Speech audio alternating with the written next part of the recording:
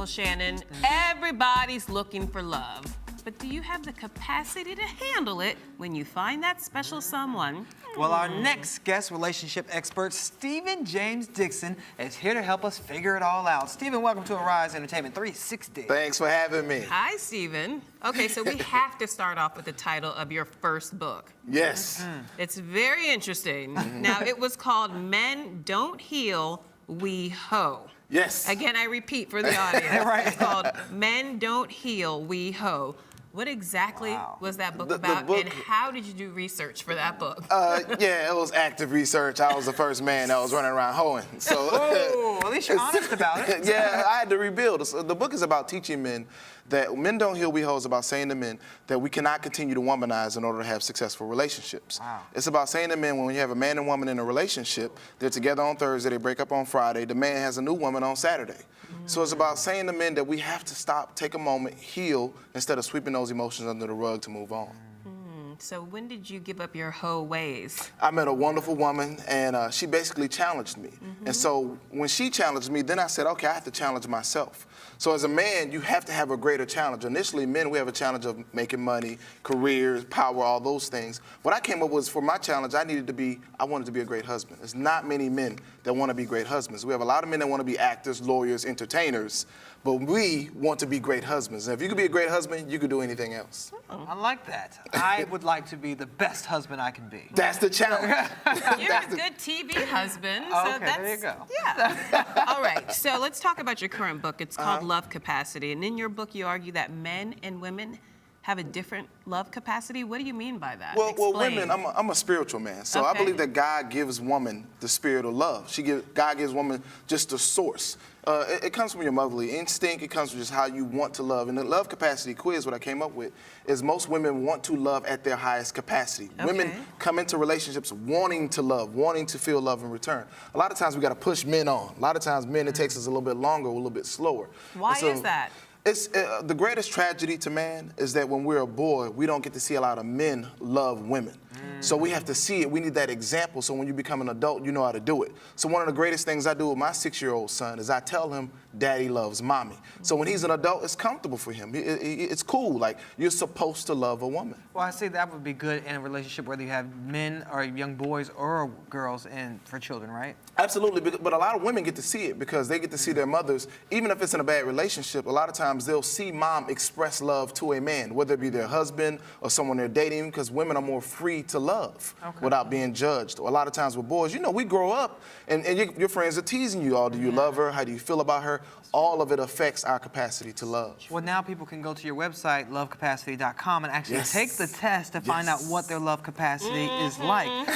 Now, how did you come up with this quiz in the first place? What happened was I do a lot of marriage counseling now. And so I started hearing some of the same statements over and over, whether your marriages were good, whether your marriages are bad. I started capturing those statements, grouped them up, and said, okay, based on how many of these statements you choose, that is your capacity to love. Okay. So love capacity is about, it's three-dimensional. It's about the love that you provide, the love that you receive, and the love that you're accountable for, and the love that accountability goes both ways. Right. And so I started measuring those by the statements that you selected. So what happened, it took me 5 years to build it. Really? Yeah, just going through iterations over and over again. I've had about 65,000 people take the quiz now. Well, is it true that on the first day, like 30,000 people swamped your website to take the quiz? The first day, crashed the website. I had no idea it was going to be that crazy. Like 30,000 people took the quiz on the first day. So I take that data, analyze it. So say we have 5,000 those people took a score of 4. I would email all 5,000 those people, say, hey, tell me your love relationships. Tell me your history. Tell me, are you married? Are you single? What are you doing? They gave me that feedback. I analyzed it, came up with titles. And the score is from 1 to 10. 1 to 10 you can score. 1 being the lowest and 10 being the highest. Yeah, but we don't want it to be negative. We really want it to be... Oh, we don't, do we? Well, a certain someone on this set got a very low score, and a certain someone got a very high score. And High score! High score, thank you. And I'm not happy about that.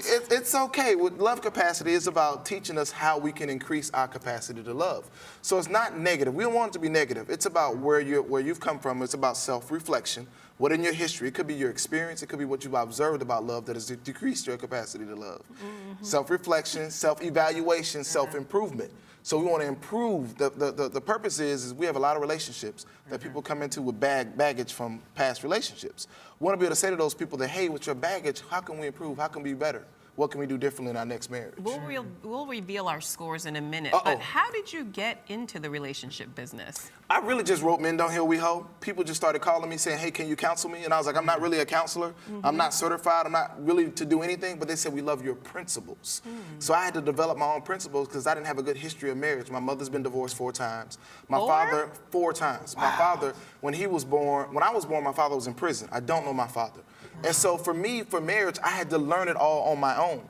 I had to challenge myself that I wanted to be successful as a husband because I've been successful at everything else. I'm an entrepreneur. I've started 3 or 4 good businesses. I'm college educated. So everything else is easy for me, but can I make one woman happy?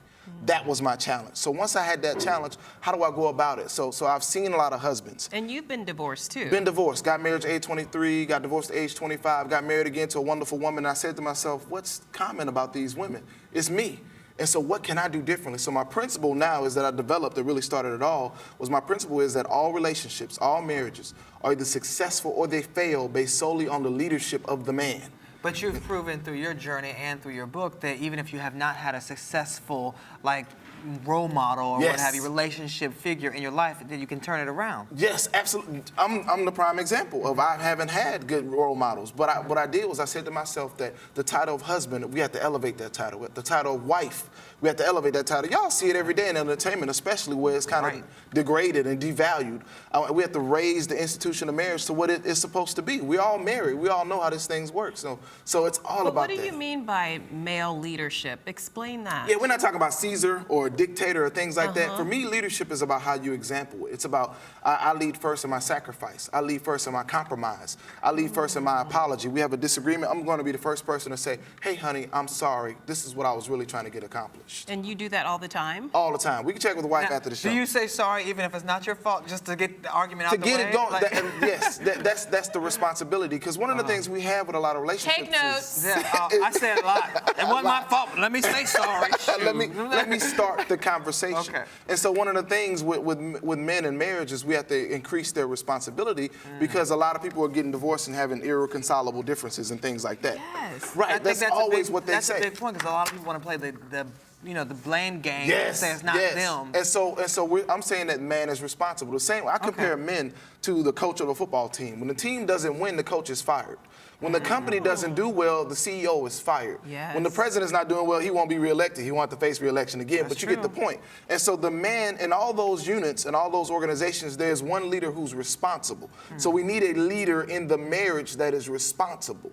Okay. So that's not to say that women don't do things wrong. And that they can't be held to be the they leaders can't, as right. well. It's just saying we need someone to say, hey, the buck stops here. I'm responsible. I'm going to lead. I'm going to sacrifice. I'm going to compromise. I like this guy. I like this guy. So let me ask you this. Your new book, who do you think can benefit most from it and as well from the Love Capacity Quiz? Men, women, single people, people that are already and happily married, or what? We think everybody can benefit because love is something that you can just grow and grow. You can love better. You scored an 8, right? We talked about, I'm not supposed to tell. Me. I'm not supposed to tell. The cat's out of the bag. Okay. You scored an 8. Congratulations. I did. Thank you.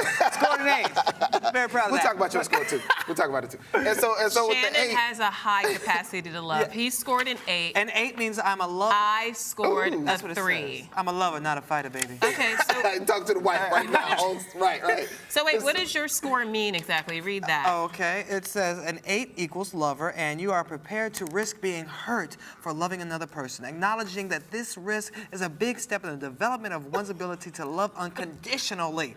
Either you are in a loving relationship now or are confident that you will be part of a loving relationship in the future. To expand your love capacity, you will have to learn that love is a gift. Oh, God. Just end it now. Okay, and I'm sorry, your 3 means what exactly? I still think this was rigged, but the 3 equals confused, which I'm not, thank you. But it means you are better at receiving love than you are at giving love. You have the ability to love at a greater capacity, but you don't because of your preconceived notions about relationships.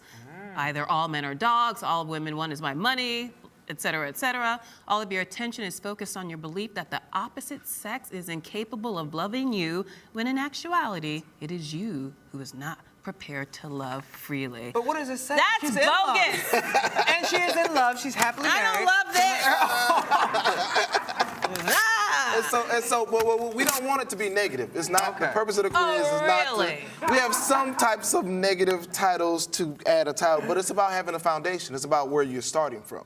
And so for confused, what You're I'm seeing a lover a lot, and I'm confused, so, and that's not so negative. for confusing, what we're starting out with confusing and saying, how can we love better? How can we love? How can we increase our love? A lot of times, what I see with women who have a score of 3, it means that they're sometimes waiting on their partner to show love first, and then the amount of love that their partner shows, then they'll raise their level. And so it's not that doesn't mean that you cannot love or you're not good at loving. Love capacity is not just about the love that you provide. Maybe it's that also person just about, doesn't want to be hurt, right? Right, That's why they're you're waiting. more afraid of being hurt. You're not, see, the first thing about Yes. the first thing about being a lover is you're ready to take that emotional risk of being hurt. You're ready. You're prepared to say, I'm going to love regardless if I'm hurt or not. I'm going to take this chance because I love this woman. Okay. And so 3 sometimes means that you're not really ready to take that chance. You're kind of waiting first. That if he loves me, he shows me love, I will show more love to him. Okay, so let me ask you, if we get our spouses to take these tests tonight, what does that mean about, like, should they have the same score as us? Should they have a higher score than us? Ooh, not necessarily. In fact, when your husband, I'm very interested to see what your husband scores, because sometimes I've found that sometimes when the wife scores a little lower and then the woman says we're happy, the husband scores a lot higher. And what that means is you guys work together. Okay, and so you can be balanced. So he's probably a 8 or 9, 10. He could be a 10. I'm a 3. Right, and that doesn't mean that you have a bad marriage. It's not about. Oh no, our anything marriage like, is perfect. Right, Thank right. you. She's like, let's get that straight. Let's get that straight. Okay. Right. So it doesn't mean that at all. Put that in your book. So it just means that we can do better. What can we do with love? It's about love. How can you love your husband better? What are you looking for from your husband with love? For you, again, it's about just being able to be ready to take that risk. Okay. So we'll see what the wife scores. It's going to be interesting. Okay, so lastly, the biggest tip for a successful love relationship is? Being able to forgive. What I see a lot of times, we have so many, one of the things I'm working on is do girlfriends and boyfriends love each other harder than husbands and wives? And it's because when you're a girlfriend or a boyfriend, you're open, you haven't been hurt yet. And so when you get married, you've been hurt, so you reserve some of your love because you don't want to be hurt again. And plus, you're working to get that ring. You're working to get that ring. You do whatever. I know. That's What a you whole need me to other do? thing. Cook, clean? Right. Look, you get married. I ain't Right, cooking and cleaning. right. What I look like, a maid to you? I ain't Right, no maid. and so it's about that's a whole other segment. He has a higher love capacity than me. Really? Going back to that. I And so- cook and clean for my wife. Oh, Lord, and here so, we go. and so the Not biggest really. thing I find is forgiveness and healing. And so it's a lot of couples, a lot of people that have problems and they don't know how to forgive. And if you can't forgive, then you can't heal because it doesn't. You have to do them together. If you do one without the other, they're mutually exclusive. And so you have to be able to forgive and heal. So that's the one thing that we need to increase our Well, love. you have to and forgive heal. us, but they're telling us we have to wrap. Oh, we can stay here all day. I know, I Mr. know. Dixon, you were fantastic. You must come back Yes, I with a new and improved test, particularly this one. And you all have to go to lovecapacity.com, take the test, and tweet us about it. Let us know what you got at Arise TV 360.